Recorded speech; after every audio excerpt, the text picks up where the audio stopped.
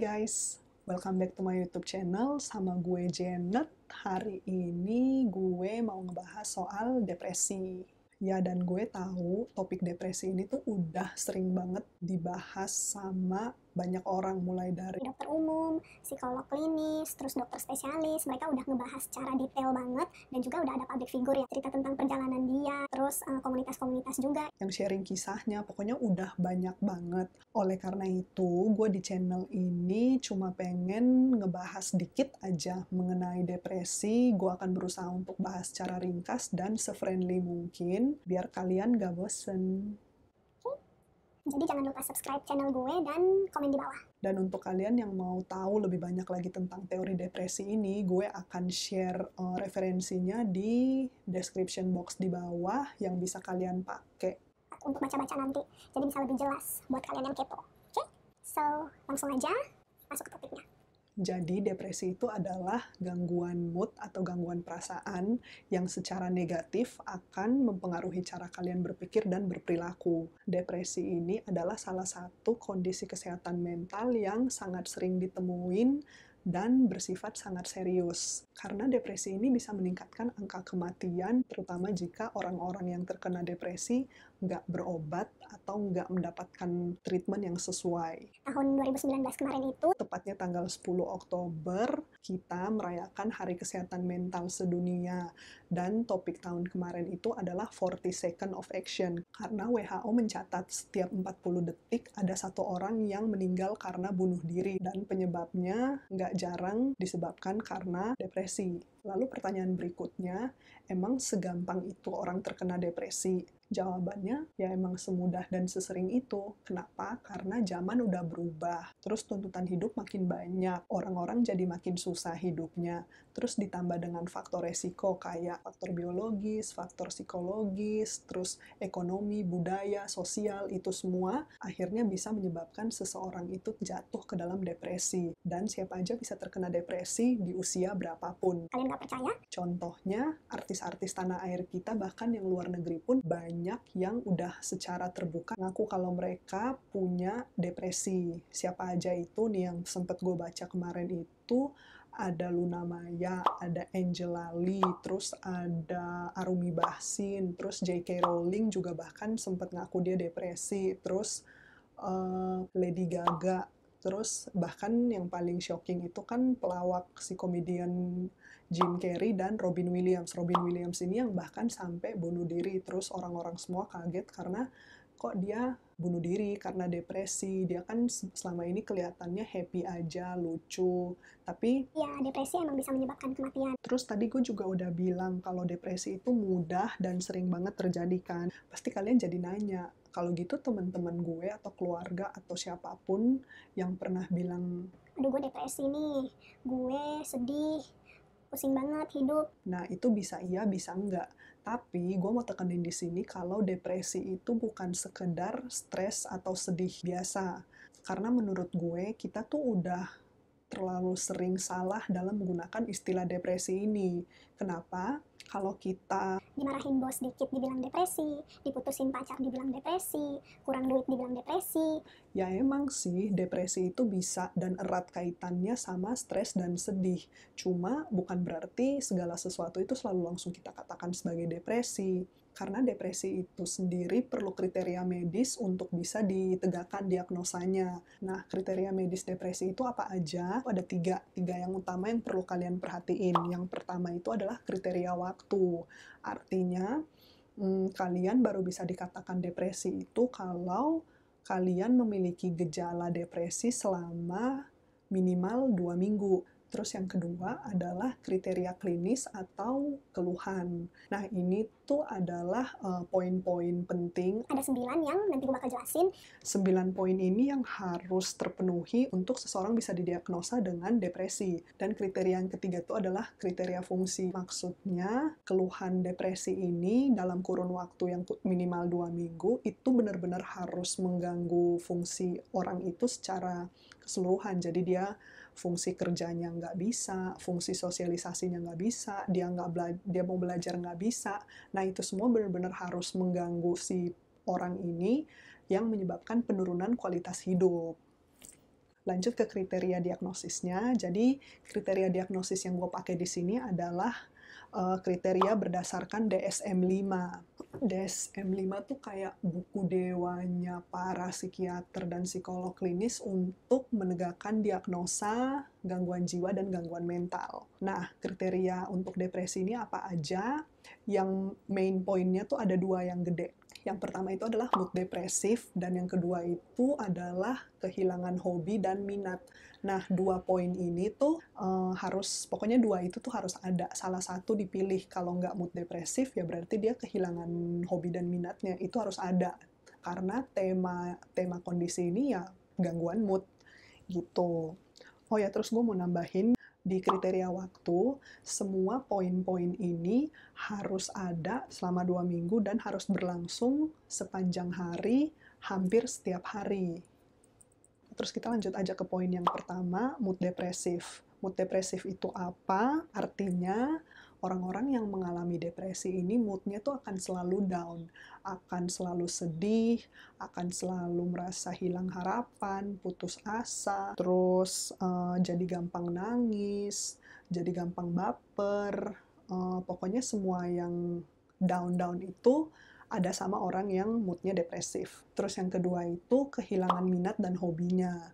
Ini tuh spesifik karena hobi itu adalah sesuatu yang membuat kita merasa happy, seneng, terus kayak ngapa-ngapain semangat. Tapi pada orang depresif, karena dia udah selalu sedih, jadi dia tuh hilang semuanya. Jadi kayak misalnya orang sebelumnya suka traveling atau suka hangout sama temen, tiba-tiba pas dia depresi dia jadi nggak suka traveling lagi, atau kalau misalnya diharuskan traveling pun karena kerjaan misalnya, dia akan merasa itu tuh sebagai sesuatu yang membebani dia, terus jadi nggak enjoy, terus orang harusnya happy dia malah sedih. Dan kalau sebelumnya dia suka hangout, suka sosialisasi, terus pas depresi dia jadi cenderung menarik diri, nggak mau ketemu siapa-siapa, mending sendiri aja gitu. Karena untuk berinteraksi sama manusia lain pun dia udah kayak capek duluan. Dan itu namanya social withdrawal. Terus kriteria yang ketiga adalah perubahan berat badan. Nah, di sini perubahan yang dimaksud tuh bukan karena emang dia lagi program untuk ngurusin atau program untuk gendutin ya, tapi benar-benar perubahan yang unintentionally. Terus kriteria keempat adalah gangguan tidur. Jadi orang-orang depresi itu punya kualitas tidur yang jelek. Akhirnya kelihatannya dia kayak banyak tidur, tapi tetap ngantuk, tetap lemas. Atau dia nggak bisa tidur sama sekali, jadi ya lemes-lemes juga. Terus yang kelima itu ada yang namanya retardasi motorik atau agitasi motorik. Artinya apa? Susah ya pakai istilah dokter. Itu artinya Keluhan orangnya jadi lemot, jadi slow, jadi lamban, diajak ngomong, diajak mikir, jadi kayak kok pelan banget nih orang, kayak unresponsif gitu. Terus kalau kayak disuruh memutuskan sesuatu jadi mikirnya lama banget, jadi kayak nggak bisa milih. Atau malah jadi sebaliknya, dia jadi restless, gelisah, jadi nggak bisa diem, gerasak-gerusuk sendiri tapi nggak ada yang kelar. Nah, itu semua bisa terjadi kalau orangnya ada tanda-tanda depresi. Kriteria keenam adalah ketika seseorang merasa lemes dan nggak bertenaga untuk melakukan kegiatan atau pekerjaan sehari-hari dia.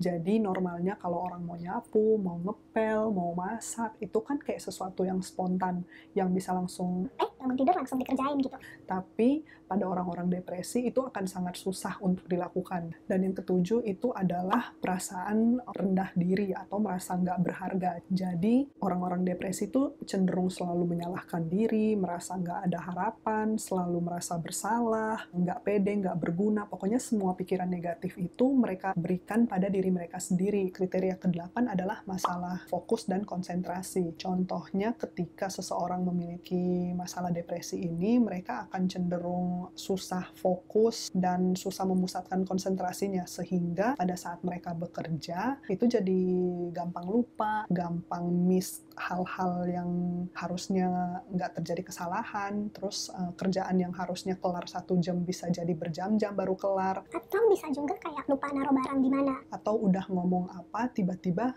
tadi gue ngomong apa? Nah, kayak gitu. Dan yang ke-9 ini adalah yang paling bahaya, yaitu munculnya ide-ide untuk bunuh diri atau udah sampai ke percobaan bunuh diri. Ini udah tanda bahaya banget kalau kalian benar-benar depresi dan butuh pertolongan medis secepatnya. Oke, sekarang seperti yang gue bilang tadi, depresi ini emang sering banget dan bisa terjadi ke siapapun di usia berapapun. Jadi, kalau kalian emang gatel banget dan pengen mendiagnosa diri sendiri, mungkin gue nggak akan bilang diagnosa, tapi screening diri kalian sendiri, gue akan kasih tools yang tepat yang bisa kalian pakai untuk screening di rumah ya. In case yang nonton ini juga emang lagi struggling sama kondisi ini adalah tools yang sangat bisa dan sangat mudah yang secara objektif bisa membantu kalian untuk screening kondisi kalian saat ini. Nama toolsnya itu adalah PHQ-9 atau PHQ-9.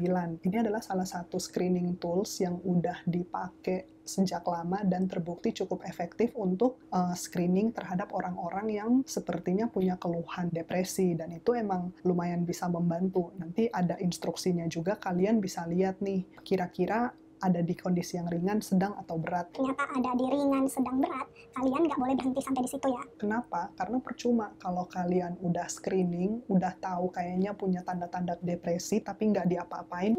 Buat apa? Itu bukan inti dari video ini gue bikin. Jadi kalau dengan self-screening kalian menemukan bahwa kalian sesuai dengan kriteria medis ini, artinya kalian emang udah saatnya mencari bantuan profesional. Jangan denial, kalian bisa ketemu siapapun. Bisa langsung ke psikiater, bisa langsung ke psikolog, yang bisa benar-benar mengarahkan kalian untuk mendapatkan pengobatan yang sesuai. Karena depresi ini adalah sesuatu yang nggak boleh kalian biarkan. Dia lama-lama akan terus drag you down dan membuat kalian berada di titik terendah yang amit-amit berujung pada bunuh diri. Itu big no-no. Please don't.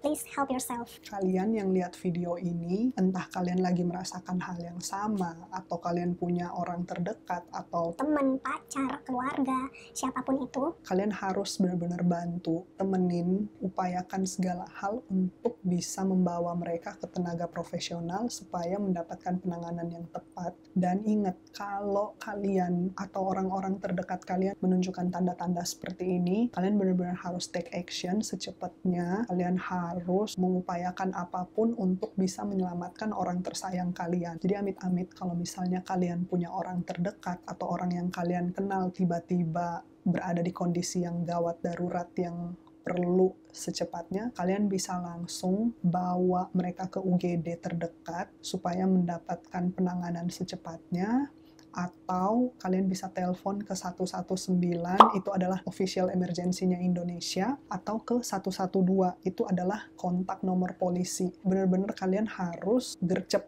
karena kita nggak mau kan orang terdekat kita sampai hilang karena sesuatu yang sebenarnya sangat bisa diobati dan dicegah. Nah, jadi sangat serius. Sekian dari gue. Semoga bermanfaat, semoga sedikit mencerahkan, dan jadi berat ya. Sorry, gue bener-bener udah berusaha untuk membawakan ini seringan mungkin, tapi emang topiknya emang sensitif dan akan ke situ-situ juga, jadi gue tetap berharap semoga kalian masih stay di menit ini. Kalau ada yang mau kalian sampein, kalian bisa langsung komen di video ini. Dan jangan lupa subscribe channel gue, atau follow Instagram gue di @janetsupit.md. Let me know what you guys think. Dan untuk yang kepo tentang materi ini, nanti gue bisa kasih juga linknya di description box untuk kalian tahu referensi apa yang gue pakai, dan si screening tools tadi, PHQ-9. Dan kalau misalnya kalian punya ide atau suggestion lain, kalian bisa langsung kasih tahu ke gue. Sekian. We gotta go now. So